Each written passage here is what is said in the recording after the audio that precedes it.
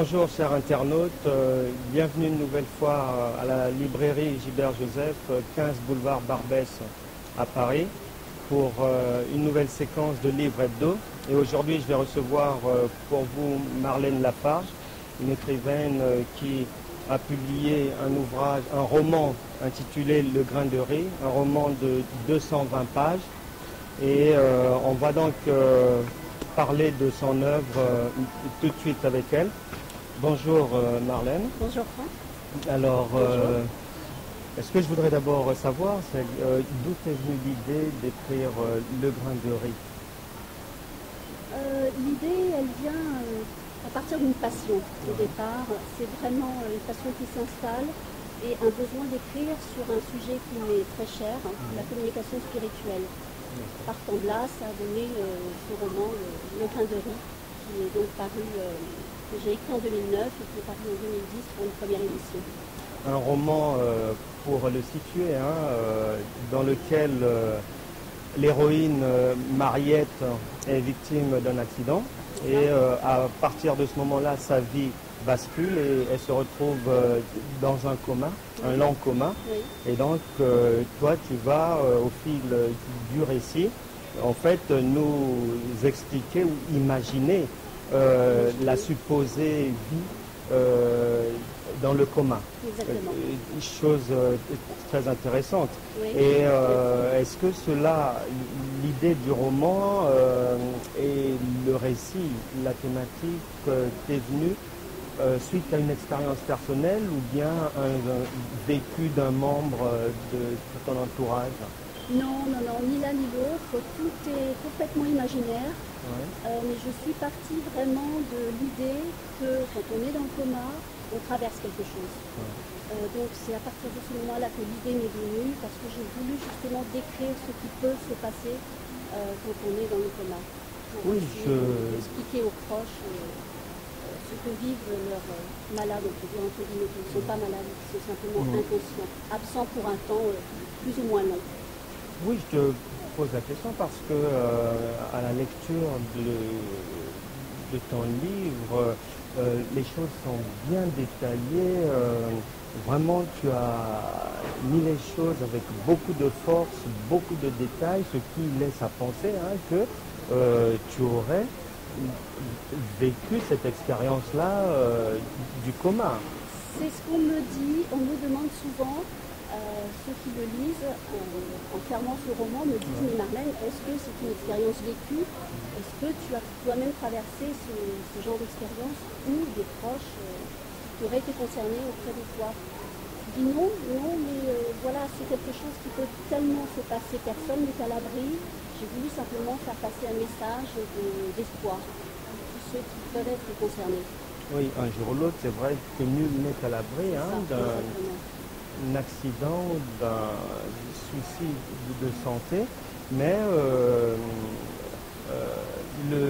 la volonté de pouvoir en parler peut laisser aussi penser que tu as quand même des croyances spirituelles pour t'intéresser au surnaturel, au monde, à l'autre monde, on va dire. Absolument. Alors, quelles sont tes croyances alors en matière de spiritualité? Tu crois en quoi, Marlène?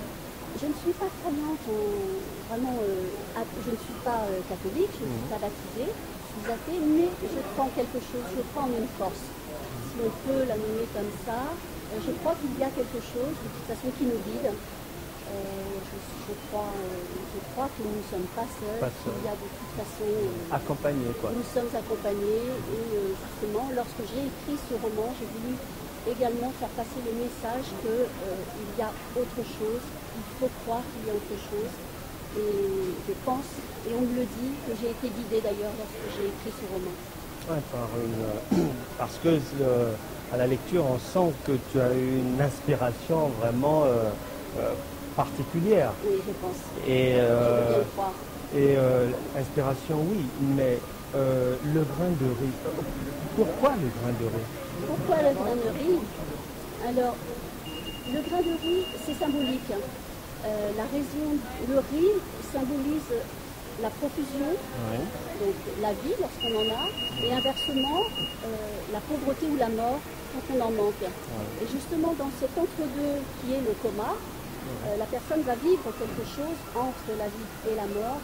Et je fais en sorte que cette personne a le droit de décider de ce qu'elle va faire. Est-ce qu'elle va continuer à partir parce qu'elle ne peut plus revenir et retrouver ce qu'elle a été, ou elle a la possibilité de revenir et retrouver exactement tout ce qu'elle a quitté. D'accord. Et pour la rédaction ou l'enrichissement de ton histoire, est-ce que tu as eu recours à de la documentation? Est-ce que tu as fait des recherches particulières? As-tu rencontré des malades, des anciens malades voulais-je dire, ou du personnel médical? Comment est-ce que tu as pu construire ton récit? Cliniquement, bien sûr, je me suis pas mal documentée. J'ai fait beaucoup de recherches sur le coma parce qu'on ne peut pas se permettre de raconter n'importe quoi sur quelque chose de si grave.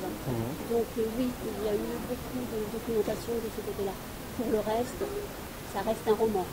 Ça reste un roman et tout ce que vit cette personne dans le coma est du monde imaginaire et c'est ce que je vous invite à découvrir. Et en écrivant cet ouvrage, quel était ton objectif? L'objectif était lequel? Faire passer une note d'espoir. Principalement, faire passer une note d'espoir à tous ceux qui ont connu ou qui ont des proches qui ont traversé cette expérience ou qui sont en train de la vivre. Ben, vraiment, c'est ce qu'on retiendra, hein, une note d'espoir, vraiment, parce que moi, en lisant l'ouvrage, c'est vrai que j'ai aussi eu cette impression que c'était vraiment une note d'espoir, quelque chose qui redonne du tonus, on y croit et on se dit que ben, tant qu'il y a la vie, hein, parce que même dans le coma, il y a la vie, hein, c'est la mort qui vient, l'esprit n'est pas mort. Et donc, exceptionnelle note d'espoir que ce grain de riz, hein, qui est un ouvrage de 320 pages de Marlène Lafarge et qui a également publié deux autres romans, les requêtes, La requête d'un ange, ainsi que Les regards de la vérité. Et comment est-ce que ceux qui nous suivent, les internautes, peuvent faire pour se procurer tes ouvrages, en commençant par Le grain de riz? Alors, ils sont référencés tous les trois à la FNAC. Mais sinon, le plus simple, c'est également de passer directement par l'auteur. Je peux laisser mon adresse mail, éventuellement. Marlène.lafarge, LAFARGE, Ben voilà. Sinon, il y a également mon site et mon blog que vous pouvez trouver en tapant sur Google simplement Marlène Lafarge. Je le trouverai assez facilement. Très bien, très bien. Et pour son agenda, sachez que Marlène Lafarge sera le 8 juin 2014 au Salon du Livre de Verneuil-sur-Avre, dans l'Eure, dans le 27, où tu y seras toute la journée à ce salon. Et il y a une date, une autre date que tu peux donner déjà où, Ensuite, on passe, il y a pas mal de séances de dédicaces également en espace culturel, au Champ, Leclerc, etc.